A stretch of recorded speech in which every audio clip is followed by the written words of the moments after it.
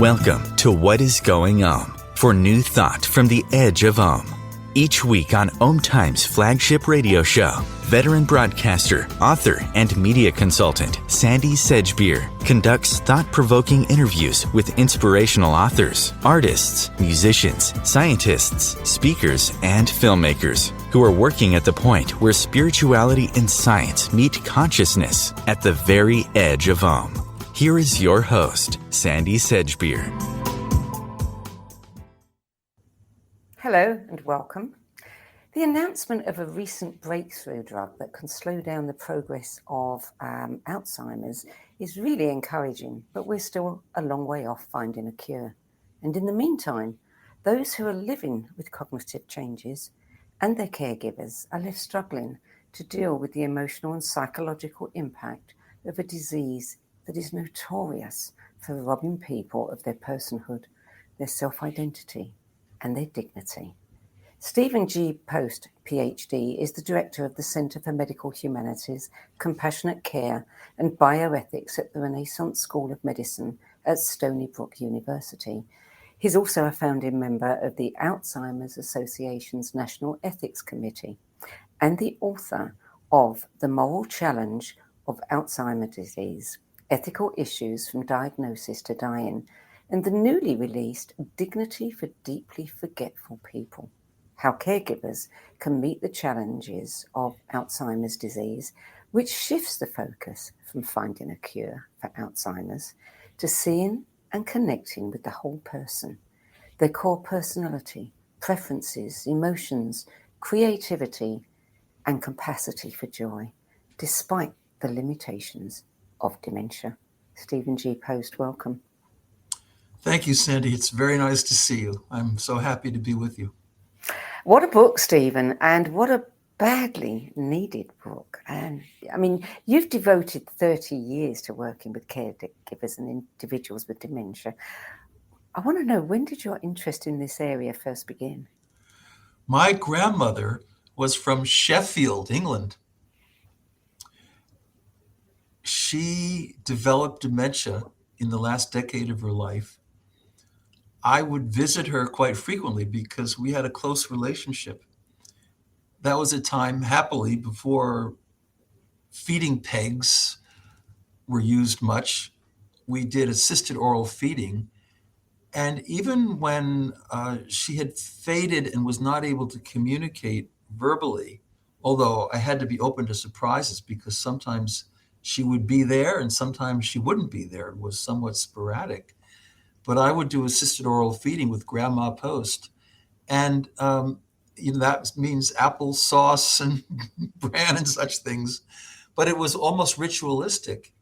And at times she would just brighten up and you could see emotion and joy in her eyes. And I felt her presence. I felt that she came back into herself in that kind of back and forth. And so at that point in my life, I was in my mid-20s, I recognized that when people are deeply forgetful, we have no business saying that they're gone, that they're a husk, that they're a shell. We have to recognize and notice, to use a term that Larry Dossey likes a lot, we have to notice the hints at continuing self-identity. And we even have to instigate those in various ways, and so that there can be real communication. And I've spent most of my career in medical schools, but focusing on deeply forgetful individuals and how we can connect with them and include them and not view them as demented and therefore totally different than us, because we all have our moments. Indeed, we all do. We all do. This deeply forgetful is a beautiful description, and I know this is a term that you came up with because you really don't like the word dementia. I don't think any of us like those words because they have the most awful connotations attached to them. Yeah. Yeah, I mean, if you look at the structure of the word dementia, it's a little bit like the word retard. Yeah. We don't refer to people as retards or retarded. We talk about them as differently abled, We talk about them as perhaps uh, having special needs, but we don't talk about them in a purely negative sense anymore. And dementia is a purely negative term. It means a decline from a former mental state. And it invites derision. So sometimes you hear politicians, insensitive politicians, referring to their adversaries as, oh, she's demented or he's demented. That bothers me. You also, in the clinical setting, I was doing a grand rounds at Sloan Kettering yesterday, just 3 hours on people who are deeply forgetful and how to manage them at the end of life.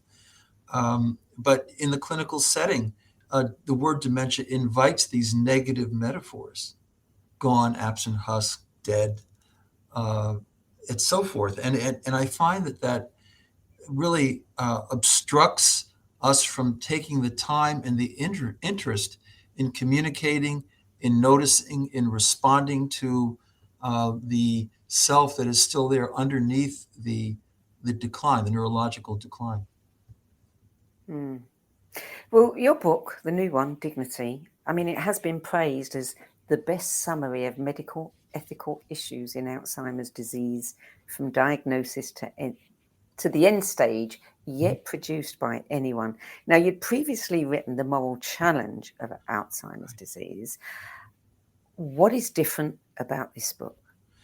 Well, the moral challenge, I was very happy when that came out, and your British Medical Journal voted that was one of the medical classics of the 20th century, which completely shocked me and was probably a mistake. But anyway, it was really just on the clinical ethical type issues.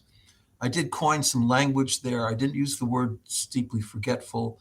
And it wasn't spiritually oriented. I have a chapter in this new book, Is Grandma Still There? So Yeah.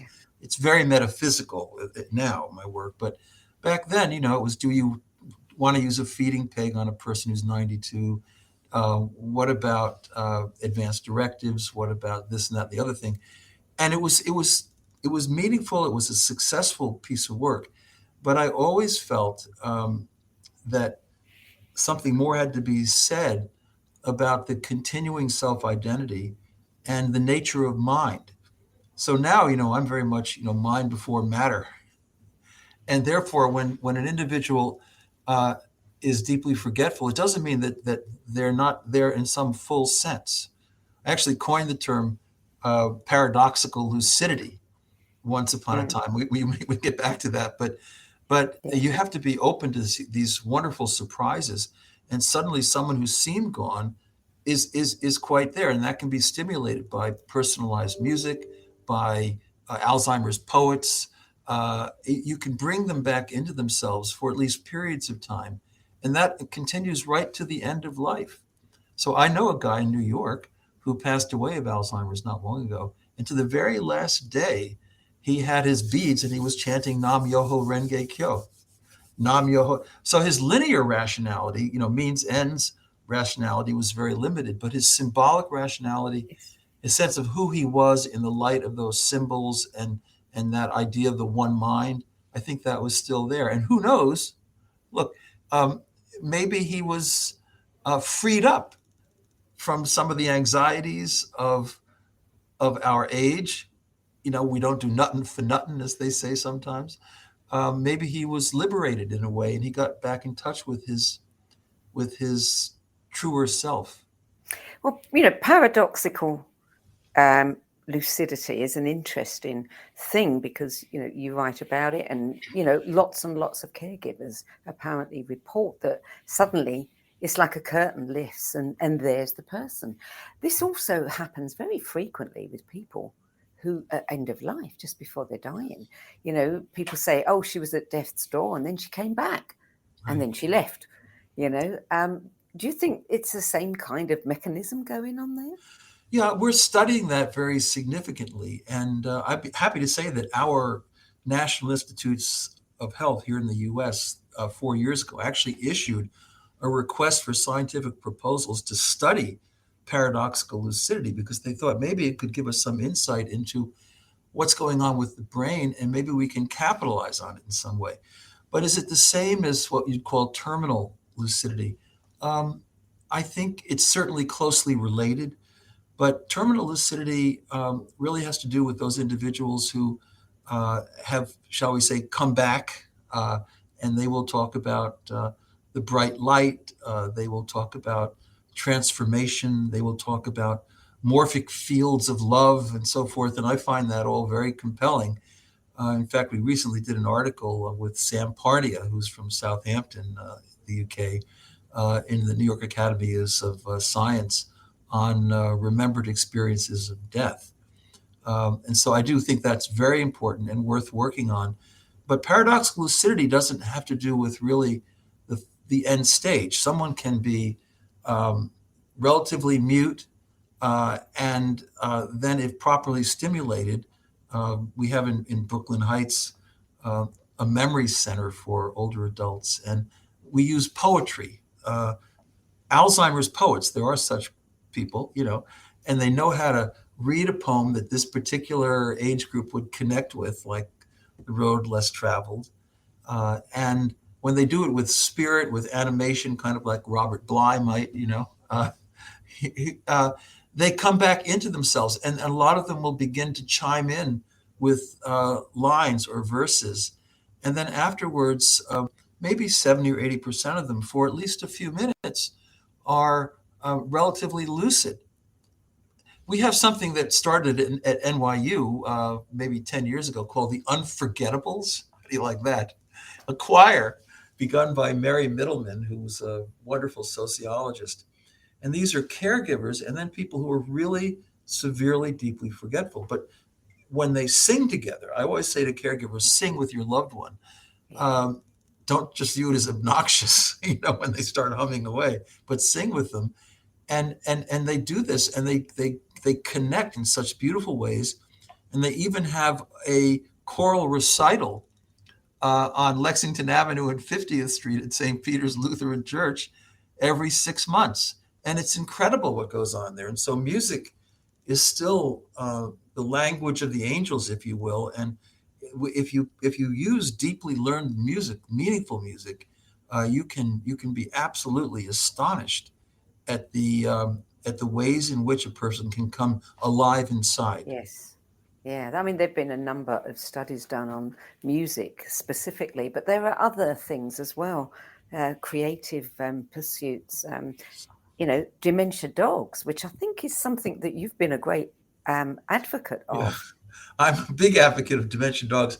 I used to be on the board of the Sterling Alzheimer's Association in Scotland.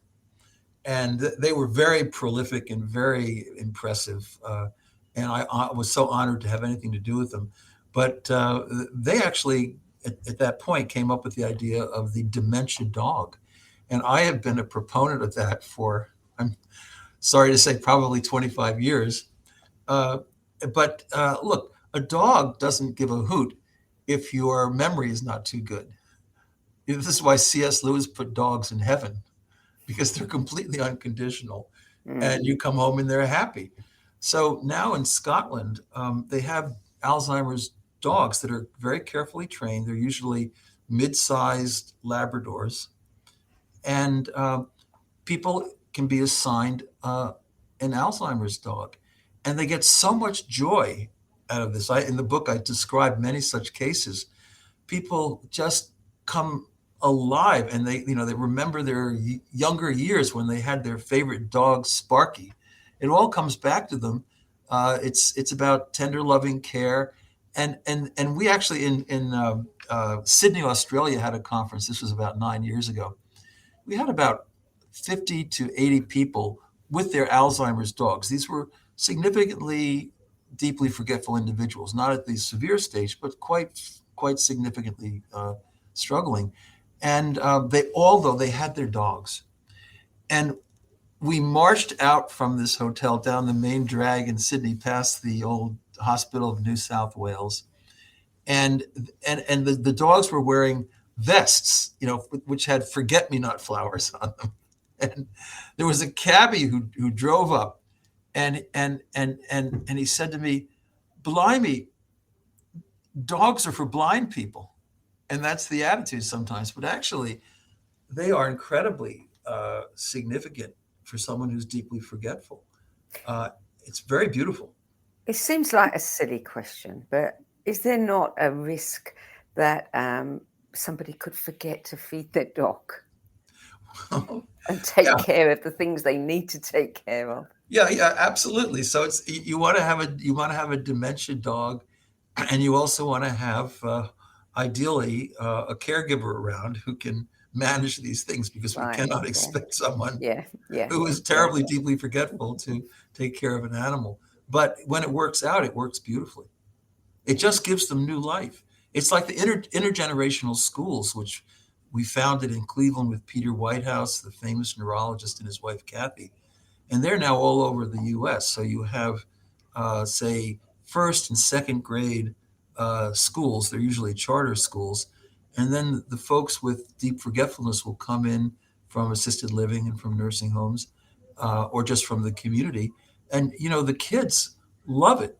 And our studies show that the deeply forgetful people get stimulated by the kids. Yeah. Hey, the little kids, and lo and behold, they'll start reading from children's books and doing coloring books with the kids in a way that you would not anticipate. So that intergenerational piece is a very beautiful thing, and it's incredibly powerful. Mm. Yeah. Dignity draws on your, 30 years or more of case experience to answer many, many of the larger questions. What are the really large questions that we need to be addressing around Alzheimer's and the care of the deeply forgetful? Well, one of those questions is exceedingly controversial. I have a chapter on 16 questions, from diagnostic uh, uh, unveiling. Do you want to use the A word? Do you want to speak about dementia early on or wait for a few visits? And how do you want to handle that? Um, all the way to placement in nursing homes, to assisted oral feeding, to the whole question of whether you want to continue with treatment for things like diabetes. Because, if you're deeply forgetful, a shot is not something that you have insight into. And Mm. therefore, it can be subjectively interpreted as somewhere on the range between assault and torture. Dialysis. I was a dialysis technician when I got out of college. I was putting people on dialysis machines with butterfly needles in their bovine grafts. And it was okay when they were insightful, but when they were deeply forgetful, even then I was sensitive to this. This was really very difficult, and even sometimes close to torture. So there's a sense in which when someone becomes so deeply forgetful that they lack these insights, you have to ask yourself, do we want to continue with dialysis, with insulin, with treatments for chronic heart problems? Those are all big issues that we were discussing yesterday, actually, with the folks at Sloan Kettering. So there are many things. The most controversial issue, which has to be addressed now, and I didn't address it much earlier on, is what I'll call preemptive assisted suicide. Really? Yeah. So, I live in New York, and in New York, we don't allow assisted suicide. It's not part of our structure. Um, but in New Jersey, it's been passed into law. And it's even possible, and there are lots of cases of individuals who have been quote unquote euthanized. So the people in Manhattan are nervous because if someone just goes over to the other side of the Hudson River, it's a different universe. And my problem, I actually, when I was at Case Western, I knew Kevorkian a little bit. He actually applied to our Center for Bioethics for a job. His first subject was a woman named Janet Atkins, and now we're talking about 1988, 89. She was a school teacher from Portland, Oregon. She had a pretty stable diagnosis of Alzheimer's disease. It was progressing, but not too quickly. And she could no longer, she was a civics teacher, read articles in the newspapers that she managed in her classes. And she also couldn't remember her favorite Chopin sonatas. She was a good pianist. And she'd gone up to Seattle to get on a research protocol for one of the new drugs, which did nothing for her at all. So she got together with her husband and her 3 sons, and they were all part of the Hemlock Society. And they escorted her to Flint, Michigan. She went behind that Walmart's and got in a gray van, and there was Dr. Kevorkian.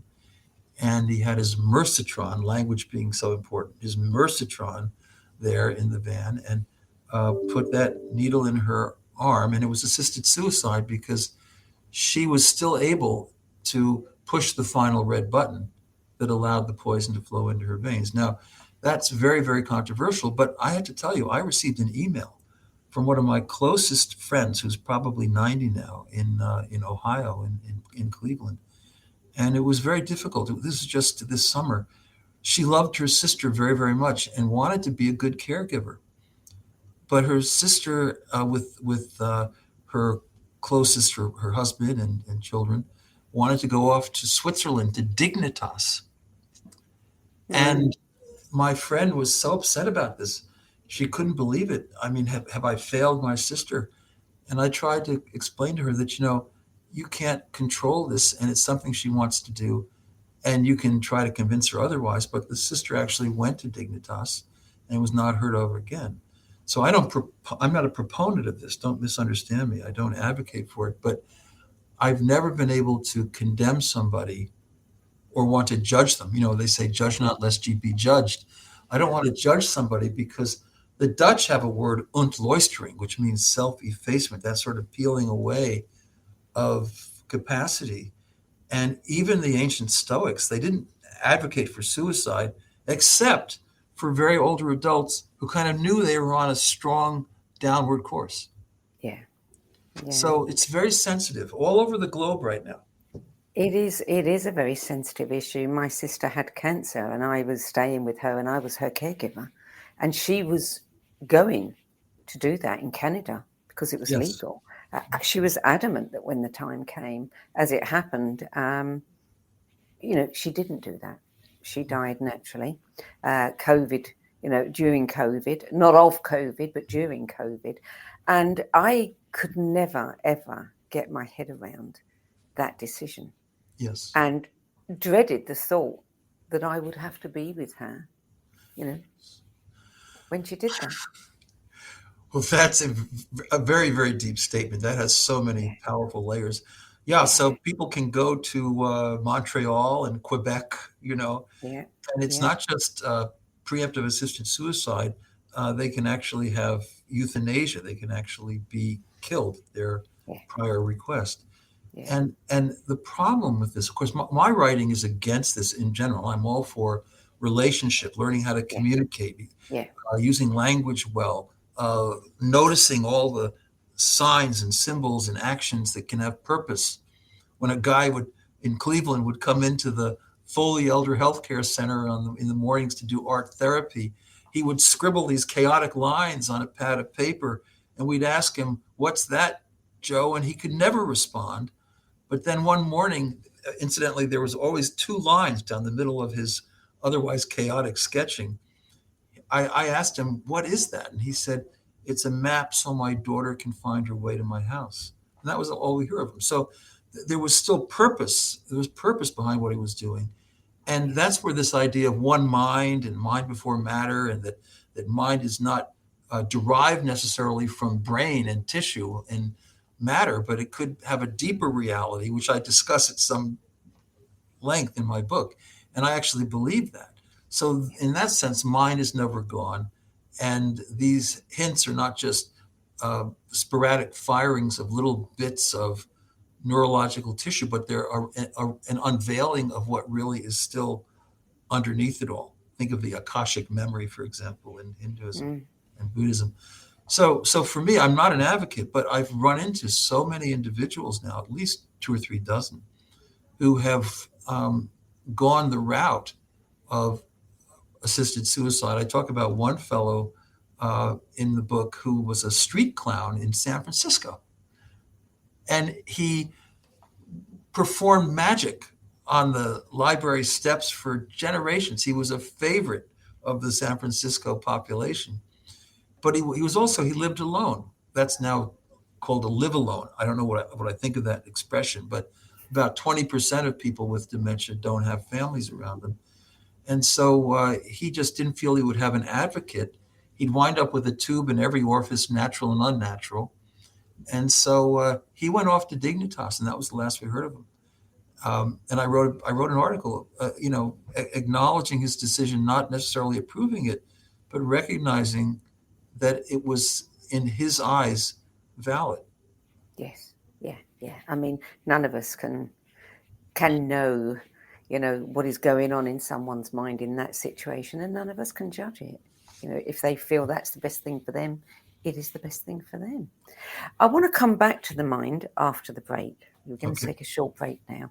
You're listening to What is Going On. I'm Sandie Sedgbeer, and I'm speaking with Stephen G. Post, who's recognised worldwide as the foremost medical humanist and ethicist, writing on the vitally important topic of Alzheimer's disease. And we're talking about his latest book, Dignity for Deeply Forgetful People, How Caregivers Can Meet the Challenges of Alzheimer's Disease, which lifts the veil on that dreaded disease and provides insights, explanations, and hope for retaining the connections that count. We'll be back with more from Stephen G. Post after the break. OMTimes TV. Imagine becoming a super influencer. Reinvent yourself, invest in your brand, and then manifest your success with a robust spheric approach. OMTimes Media and Broadcasting offers a unique and multifaceted way to become the spiritual and conscious influencer you deserve to be by putting your message across our powerful platform with its proven record of integrity and excellence. Through our produced shows, OMTimes offers the opportunity to become a social media TV personality, a radio show host, an OMTimes magazine columnist, and a syndicated podcaster, all in one shot. By live streaming your show on OMTimes TV and broadcasting it across the extensive OMTimes radio and TV networks, you become more than a host. You become an ambassador and a force for positive change. OMTimes. Open yourself to the possibilities.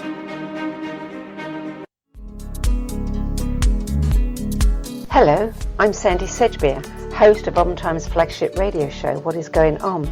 And as an author, editor, and 13 times book judge who's read thousands of books and interviewed hundreds of authors, I'm constantly asked what's really worth reading and what's not. So I created the No BS Spiritual Book Club to help you save time and money by picking the brains of discerning names who've walked this path before you.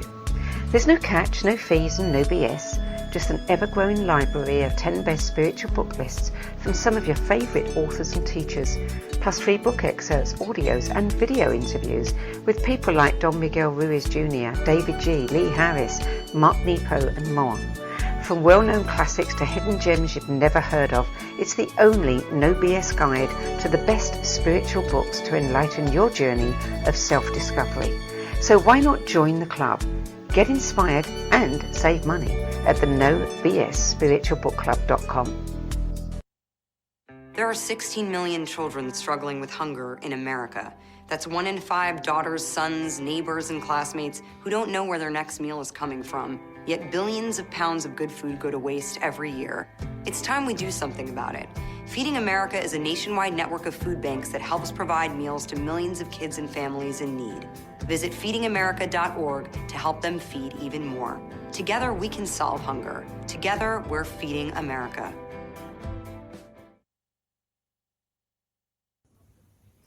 Welcome back.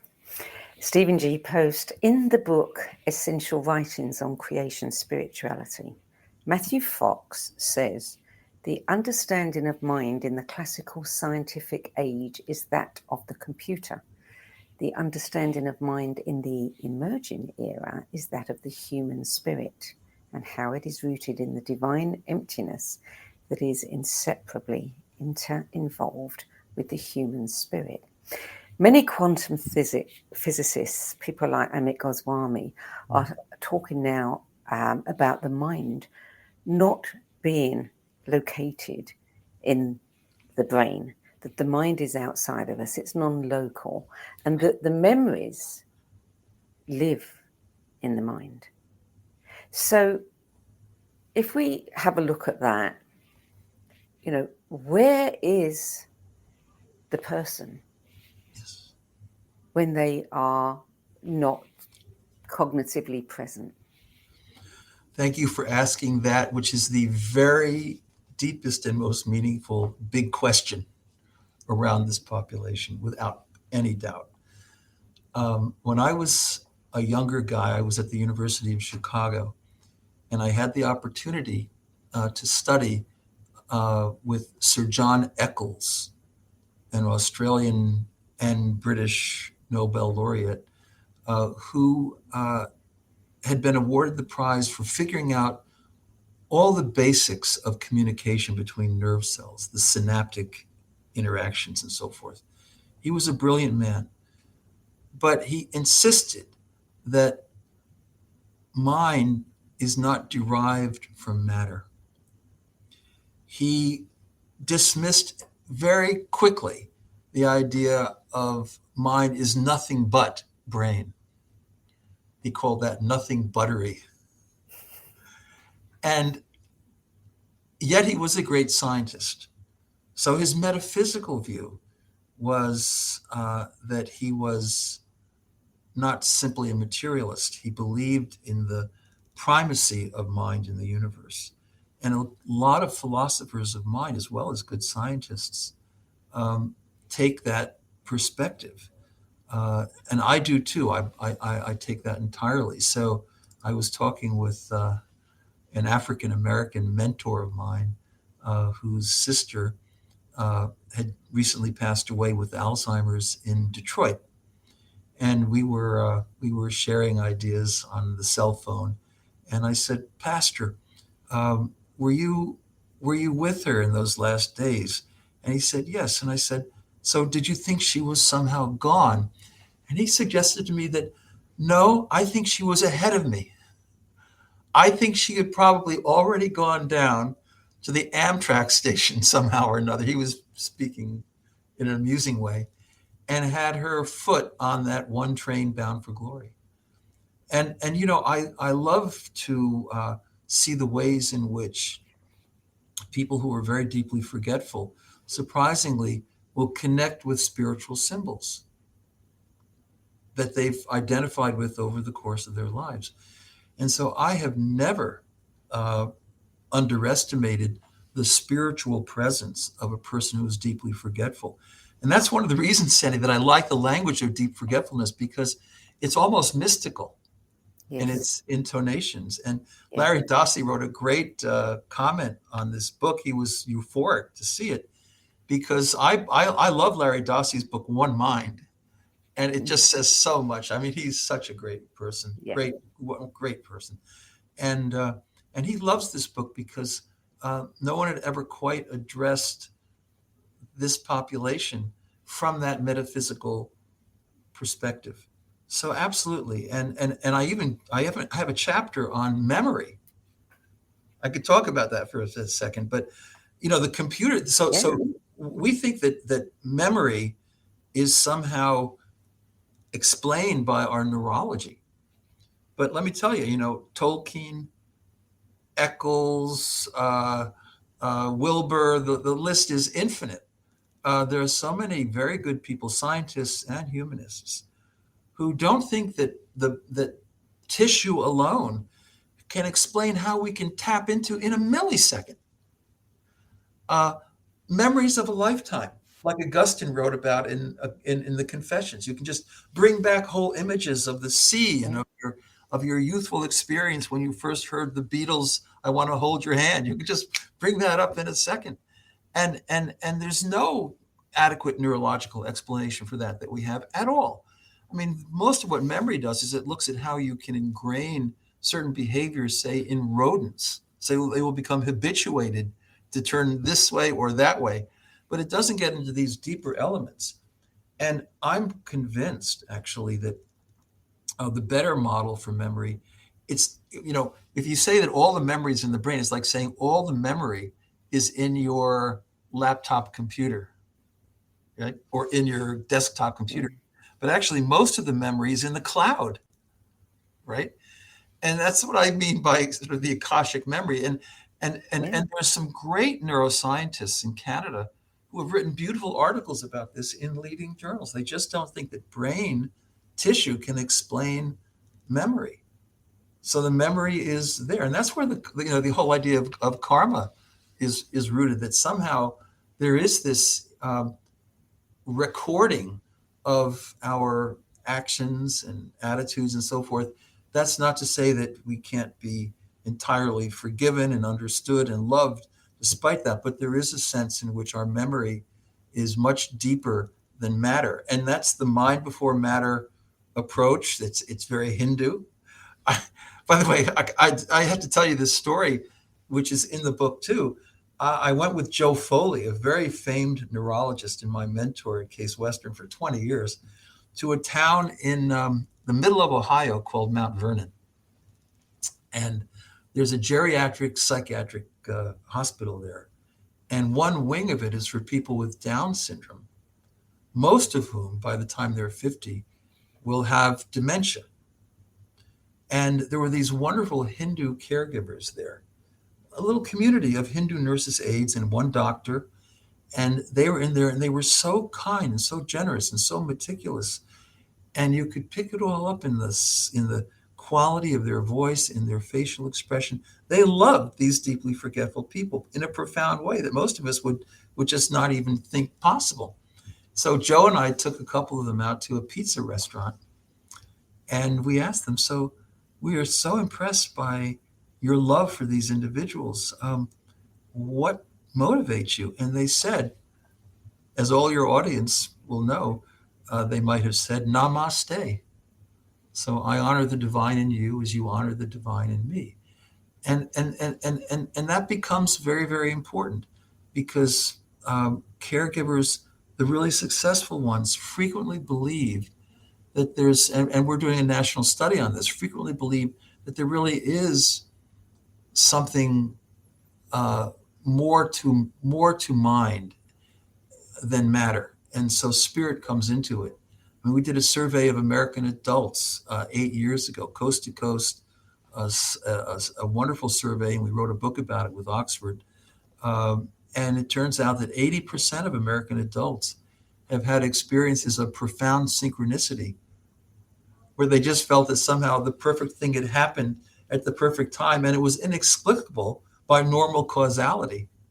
Mm-hmm. So their conclusion is that we're more cherished in the universe than we know, and that there's a lot more spiritual activity than we can really properly understand. And I think that's exactly what's going on with these populations of people with dementia secondary to Parkinson's, to stroke, to Alzheimer's, to so many different disease conditions. Well, I have a lot of friends who have often jokingly, said, given the world we're living in right now, who would want to stay present to it? Wouldn't you want, to be somewhere else, somewhere that you could control, and not have to deal with all of this? So, one of my favorite books is Austin's The Age of Anxiety. And, right now, anxiety, depression are through the roof. And it's not getting any better, I'm afraid. So we really need to find inner peace. Yeah. And unfortunately, we're yanked out of that inner center of our being, of our souls, which is what meditation and awe before nature is all about. We're yanked out of it by so many distractions, and we're reacting to the things around us. So, case in point, I actually think that Alzheimer's disease is a disease in part that's the direct result of the age of anxiety. And so there was a great artist. He was an abstract expressionist named Wilhelm de Kooning. And he hung out with Jackson Pollock. And he painted a lot in New York City. He's in all the galleries. And his stuff is just so anxious. He was the artist of anxiety. It's like that picture, The Scream. You could just feel it, and we're all screaming at some level. And so now, I went to a conference at Berkeley 15 years ago. There were no neurologists, Sandie, there who were willing to say that anxiety and stress contribute directly to dementia. Now, I cannot find anyone who doesn't believe that, because they've laid down these circuitries and they realize that it's that protracted stress that doesn't just contribute to vascular disease or slower wound healing, but actually causes hippocampal atrophy. And the hippocampus is the part of the brain that lays down short-term memories. And when people have Alzheimer's, they usually have some pretty deep memories of a long time ago, those special moments. And their personality, if you can touch into that, is still quite compelling. But they can't remember who they were just introduced to, or why they're going to the supermarket. That they, and that's the problem. But it's the anxiety. And so de Kooning, he was diagnosed at Cornell. For 14 years, he had Alzheimer's disease. For 13 and a half years, Sandie, he lived in a loft in Greenwich Village with an assistant. And he would just sporadically rise up and he would put his brush in acrylic, and then he would go up and he would paint. And his painting looked like Georgia O'Keeffe. It wasn't anxious anymore. Okay. It was spiritually uplifting. He wasn't one of these people who would say, I don't do nothing for nothing, which is something I hear around at times. And he was freed. He was freed of anxiety, but also of the negative myths that, everything is transactional. Everything is payback. He got away from that, and his work changed. And the critics, he passed away. There was a posthumous exhibit at the Museum of Modern Art. Some of the critics said, that he was a shell of his former self. This is a mockery of de Kooning. But one person who I liked, and I quote, said, wait a minute, this is a guy who had dementia for 14 years, and for 13 and a half years, he knew who he was. He was a painter. He loved his dungarees. And not only that, he moved into a different zone, a different spiritual zone with his artwork. And it became really, just a completely different sort of genre.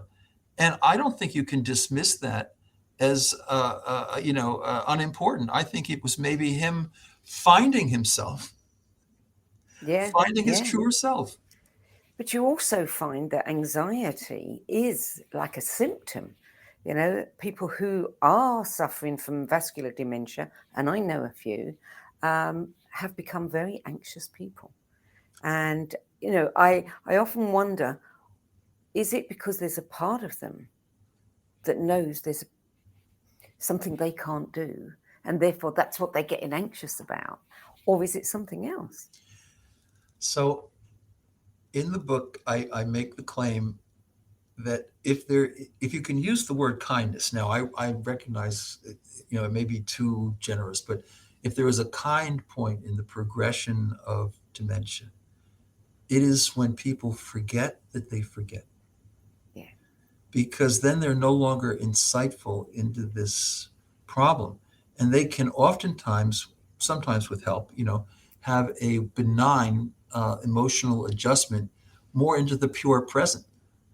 So you read all these books, about the now, and yes, exactly, escaping chronological pressures. We're always rushing from point A to point B. Yeah. To point C.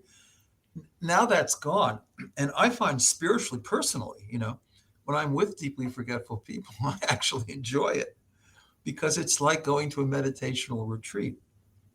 If I'm going to be with them in a meaningful way, and if I'm going to notice and pick up on their expressions, I've got to put time on the shelf as much as I can.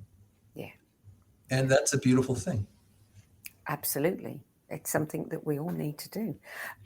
We don't have a lot of time left, probably less than 10 minutes, but I would like to offer some tools or some strategies or some insights to people who are caregivers.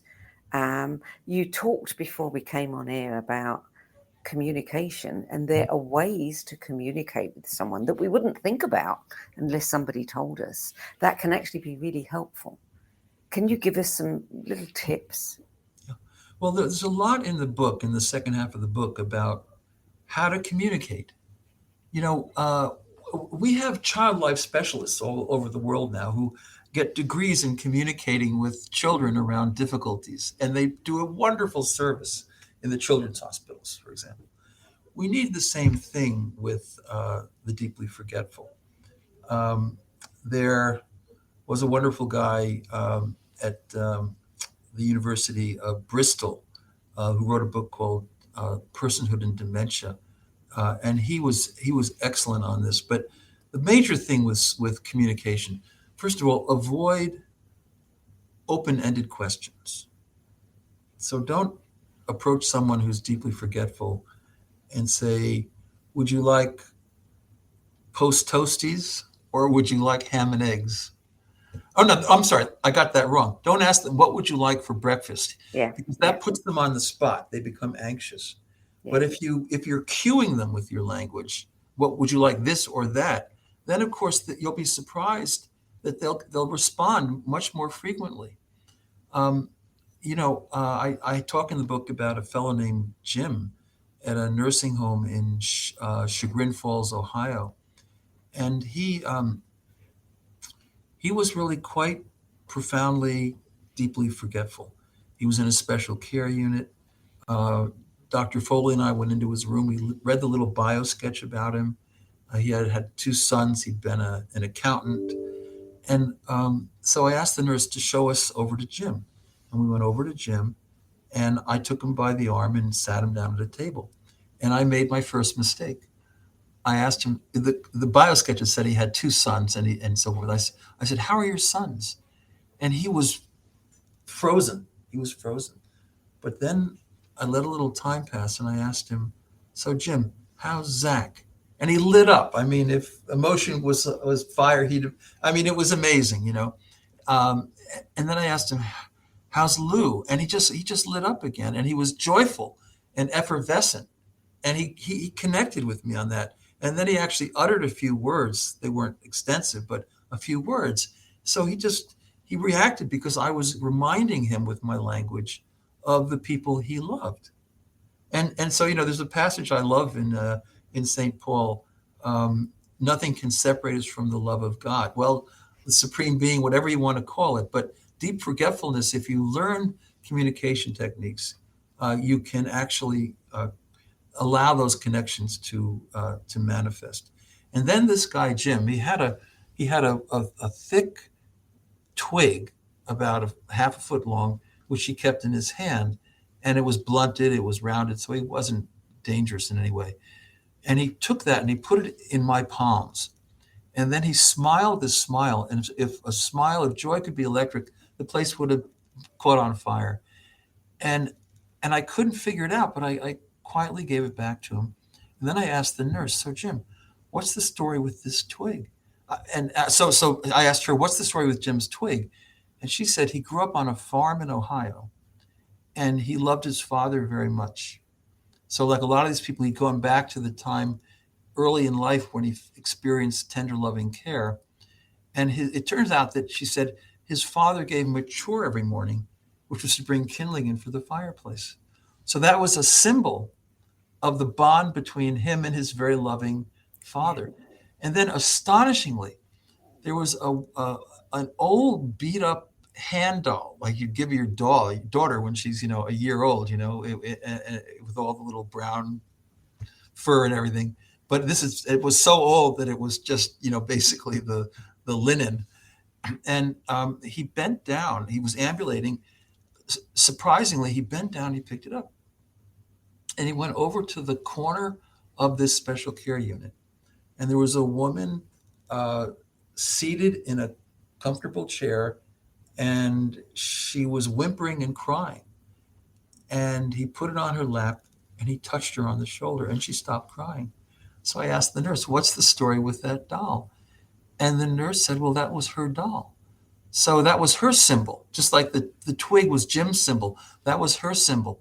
So when you get into these lives, they may not have linear rationality, which is the problem with like Kant and John Locke, Christ Church, Oxford, but their symbolic rationality is there. And if you can live in that domain, there can be a lot of emotional intelligence.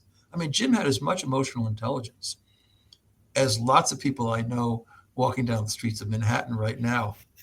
So you have to use your imagination, and you have to communicate, and you have to value actions that may seem that they have no purpose, but they do.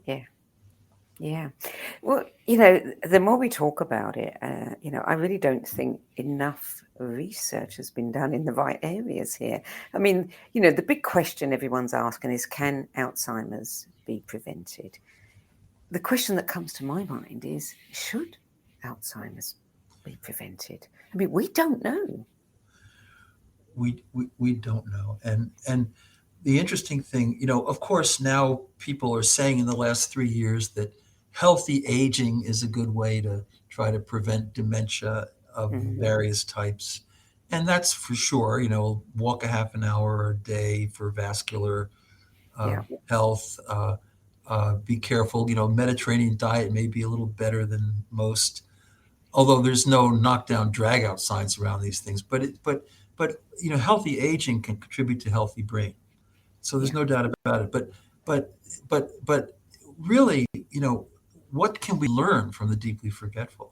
That's what my book is about. And, I learn what's really important in life from them. I learned that noticing, listening, love is really important in life. Loyalty, care, and you can have a positive psychology. In some ways, Mike, is a positive psychology of dementia, because I'm willing to talk about humor, joy, laughter. I mean, I knew a fellow in Cleveland who was quite severely forgetful, and he had told me all kinds of jokes earlier on in my career. We'd be walking down the streets, and now he couldn't remember these jokes, and I couldn't even communicate with him because he wasn't capable of it at the time. But just even the day before he died, I was at his home, and I said, do you remember this joke you told me? What's the Irish definition of hospitality? He was an Irish immigrant into Boston and a great neurologist. He couldn't respond, and I said, well, you'd say it was making people feel perfectly at home when you'd be a wishing they were. and then when he heard that, he cracked up. I mean, if humor could change his whole being in a millisecond, that's what did it. And then I asked him a few other ones about the Irish and the English, because he was into that sort of stuff, and I'm not going to repeat them here, but they were very appropriate. And so I found that by using his jokes that he had loved over the course of a lifetime and sort of bringing them into now his reality while he's deeply forgetful, he could connect to humor. And that's something you want to learn, because during the last 4 or 5 years, with all this COVID and all this chaos, we've sometimes forgotten how to smile. Somehow we've forgotten how to laugh. And I think that's so tragic. But I can do that with people who are deeply forgetful if I know a little bit about their history. Yeah.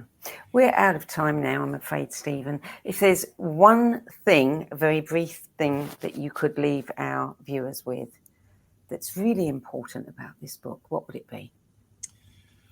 Well, the most important thing is that forgetfulness is a continuum.